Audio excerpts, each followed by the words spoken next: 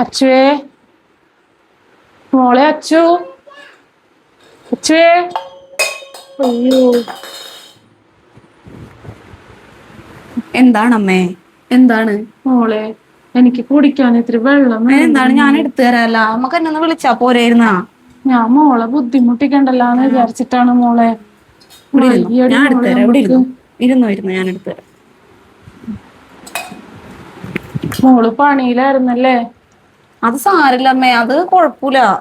ഞാൻ എല്ലാത്തിനും ഇങ്ങനെ മോളെ ബുദ്ധിമുട്ടിക്കണേ എന്ത് എന്തിനാന്ന് വിചാരിച്ചിട്ടാണ് ബുദ്ധിമുട്ടാണമ്മേ? മോളെ. എന്ത് ബുദ്ധിമുട്ടാണ് അമ്മ? കുടിക്ക്. എന്ത് ബുദ്ധിമുട്ടായിട്ടാണ്? നിനക്ക് എന്നെ നോക്കി നോക്കി മടുത്ത മോളെ. അമ്മ എന്തോന്നൊക്കെ നീ പറയണത്? അമ്മനെ ഞാനല്ലാണ്ട് പിന്നെ ആരാണ് നോക്കണത്?